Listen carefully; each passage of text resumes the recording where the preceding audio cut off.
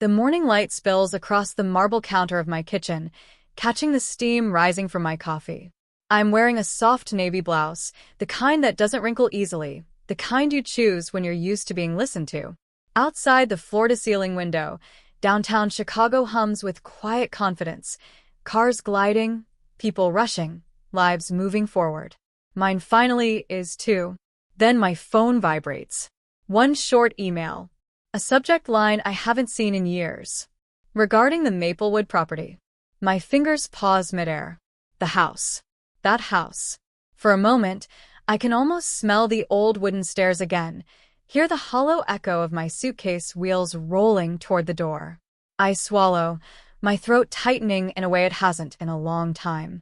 Funny how success doesn't erase memory, it just teaches you how to sit with it. I'm not the woman I was back then. I sign contracts worth more than that house every month. People stand when I enter rooms now. Yet my pulse quickens like I'm still standing in that hallway, being told I'm no longer needed. The email is polite, professional. It asks for confirmation before final ownership transfer. They still don't know. I glance at my reflection in the glass, calm eyes, steady posture. Laura Bennett, composed, accomplished, untouchable. No one would guess how close I once came to losing everything. I tap the screen, exhale slowly, and whisper to myself, you don't get to rewrite the past, but you do get to decide how it ends. 5 years earlier, the air inside the house felt heavier than usual, like it was pressing against my chest. I stood in the living room with my coat still on, clutching a folder of termination papers I hadn't even opened yet. My job at the insurance firm, 22 years of loyalty, had ended that morning with a forced smile and a cardboard box. My daughter, Madison, didn't ask how I was feeling. She sat on the couch scrolling through her phone, legs crossed, impatience written across her face like I was late for an appointment she hadn't wanted to make. So, she said finally, not looking up, what's the plan now? Her tone was businesslike, detached. I'll find something, I replied, my voice softer than I meant it to be. I always do.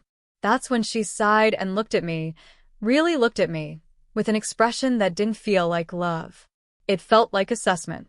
Mom, you can't stay here anymore, she said. I have my own expenses. I can't carry you. The word carry landed like a slap. My fingers tightened around the folder. I felt the sting behind my eyes, but I refused to let the tears fall.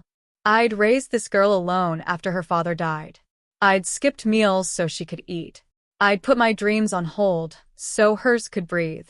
I just need time, I whispered. She stood up then, arms folded. Time costs money. Silence filled the room. Loud. Full. I walked down the hallway to my bedroom, and opened the closet. The smell of old cedar wrapped around me as I pulled out a small leather pouch I hadn't touched in years. Inside was my mother's gold ring, thin and worn, and a folded note in her handwriting. If life strips you bare, remember, you were born with more than enough. My hands shook as I slipped the ring into my coat pocket. Madison stood near the door when I came back with my suitcase. She didn't hug me. She didn't stop me. She just stepped aside. The front door closed behind me with a final click that echoed through my bones. On the porch, cold air burned my lungs. I stood there for a second longer than necessary, letting the pain settle, not to drown in it, but to memorize it. Because something inside me hardened that day. I didn't walk away defeated. I walked away decided. The first place I slept after leaving that house was a narrow studio on the south side of Milwaukee. It smelled faintly of bleach and burnt coffee, and the heater rattled all night like it was fighting for survival. I told myself it was temporary. I had to believe that.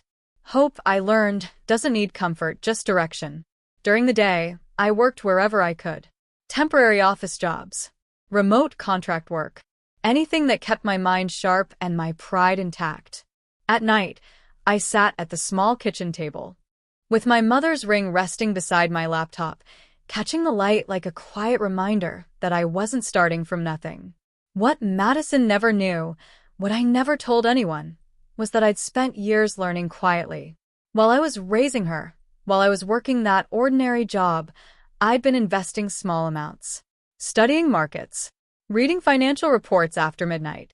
No one notices a woman who keeps her head down and her questions to herself. The ring became my anchor. I sold it, not because I wanted to, but because it was time.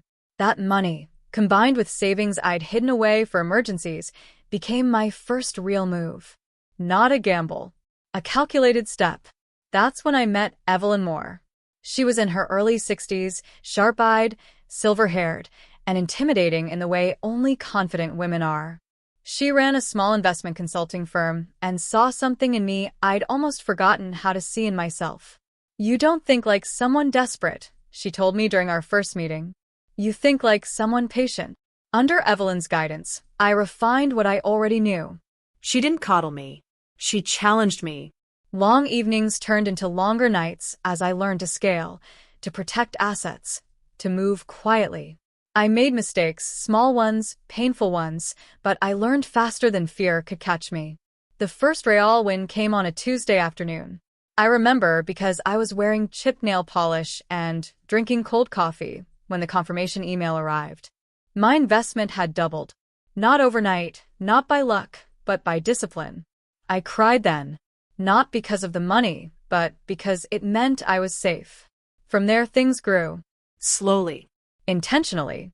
I reinvested, diversified, and built a private holding company under my name, Bennett Strategies, LLC. No flashy announcements. No social media celebrations. When Madison posted photos of brunches and vacations, I liked them quietly. When she asked how I was doing, I kept my answers simple. "I'm managing," I'd say. And I was. More than that, I was building something she'd never imagine. By the time 3 years had passed, I was no longer counting dollars. I was managing portfolios, signing leases, turning down offers that didn't align with my values. I moved to Chicago, into a high-rise with windows that faced the lake. The view reminded me that distance changes perspective. I didn't reach out to Madison, not because I hated her, but because some truths need time to mature before they're revealed. And mine was almost ready. The first time Madison walked into my office, she didn't recognize it as mine. She paused just inside the glass doors, heels clicking softly against the polished floor, eyes moving from the abstract painting on the wall to the city skyline stretching behind my desk. The space was quiet, intentional, warm wood tones, soft lighting, shelves lined with books that had shaped me more than any person ever had. She looked cautious, curious, expecting something else. "I think I'm early," she said, glancing around. "I'm here to meet Laura Bennett." I stood up slowly. "You already have," I replied. The silence that followed felt thick, like the air before a storm. Madison's brows knitted together as she finally looked at me, really looked at me. Not the version of me she'd dismissed years ago. Not the woman standing on the porch with a suitcase. This version wore a tailored blazer, her posture easy, her presence unshaken. "Mom," she whispered. I gestured for her to sit, but she didn't. She stood there, clutching her purse like a lifeline.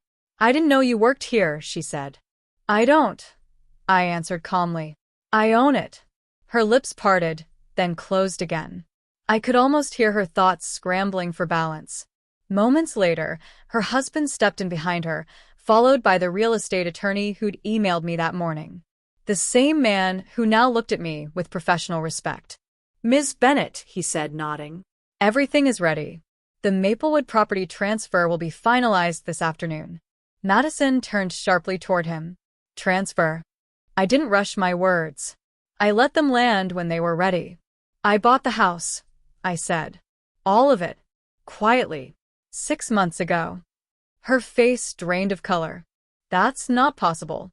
We were behind on payments, but—" "I know," I said gently. "That's why I stepped in." The room felt smaller now. Madison's confidence, the kind built on assumptions, collapsed inward. She sat down slowly, as if her body had finally caught up with reality. You bought the house?" she asked again. The one you asked me to leave." I finished for her. My voice didn't rise. It didn't need to. I walked toward the window, looking out over the city. I didn't do it for revenge. I did it because I wanted to close a chapter on my own terms. Her husband cleared his throat, uncomfortable. Shame hung in the air, thick and undeniable. Madison's eyes filled with tears. Why didn't you tell me? Why didn't you ask for help? I turned back to her then, meeting her gaze evenly. Because when I needed help, I said, I was told I was a burden. The words weren't sharp. They were honest. And honesty has weight. She looked down at her hands, twisting her wedding ring nervously. I didn't know you were capable of this. I almost smiled. That, I said quietly, was never my weakness. The attorney slid the final documents across my desk. I signed them with a steady hand, the same hand that once shook while packing a suitcase in a house that no longer felt like home. The house was mine again. But this time, it belonged to a woman who knew exactly what she was worth. Madison didn't speak for a long moment. She just sat there, shoulders slightly slumped now, no longer guarded by certainty. Power has a way of rearranging a room without anyone moving, and I could feel it settle, quietly, firmly, on my side of the desk. I don't understand, she said at last, her voice unsteady. What happens now? I folded my hands, noticing how calm they were. No shaking. No ache. Just stillness. What happens now, I replied, depends on what you're willing to change. Her eyes lifted to mine, cautious, hopeful, afraid. I didn't buy the house to take it away from you, I continued. I bought it so no one could ever use it against me again. Her husband shifted in his seat, clearing his throat. Laura, if there's anything we can do. I raised my hand gently. This is between my daughter and me. Madison swallowed. I was scared, she said. I thought if I didn't protect myself, I'd drown. I know, I said. And I meant it. But protection without compassion becomes cruelty. I stood and walked to the bookshelf behind me, pulling out a slim folder. Inside were neatly organized documents, trust outlines, financial plans, boundaries written as clearly as contracts. These are my conditions, I said, placing the folder in front of her. She opened it slowly. First, I said, you and your husband will attend financial counseling. Independence matters. I will not be anyone's safety net again. She nodded quickly, tears slipping down her cheeks. Second, I continued, we rebuild our relationship honestly. No guilt. No pretending. Therapy together if you're willing. Her voice broke. I am. Third, I said softly, respect. Not because I'm successful now, but because I'm your mother. The word mother hung between us, heavy with everything it had once meant and everything it could still become. I leaned closer. I'm not asking for gratitude. I'm asking for growth. Madison closed the folder and pressed it to her chest like something fragile. I'm sorry, she whispered. For all of it. I believed her. Or, at least, I believed she wanted to become someone worthy of forgiveness. I'm not moving back into the house, I added. It's yours to live in for now. But it will never be used to measure my value again. She nodded, understanding finally settling in her eyes. This wasn't revenge. This was balance. I didn't need to raise my voice. I didn't need to punish her. All I had to do was stand exactly where I was and refuse to step backward. Change didn't arrive all at once. It never does. It came in small, awkward moments, Madison calling instead of texting, her voice unsure but present. It came in the quiet honesty of therapy rooms, where silences said more than words ever had. It came when she admitted things she'd never allowed herself to see, her fear of instability, her resentment disguised as responsibility, her belief that love had conditions. I watched her try, not perfectly, not gracefully, but sincerely, and that was enough to begin. I stayed in Chicago, in my apartment overlooking the lake. Every morning, I brewed my coffee slowly, breathing in its warmth, reminding myself that peace doesn't require proximity, it requires boundaries. I visited the house only once after everything settled. I stood in the doorway, feeling nothing like the woman who had once been told to leave. The walls hadn't changed. I had.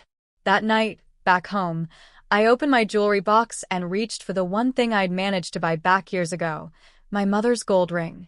The same one I'd sold to survive. The same one whose absence had pushed me forward. I slid it onto my finger, the metal cool and familiar, and remembered her words like a whisper across time.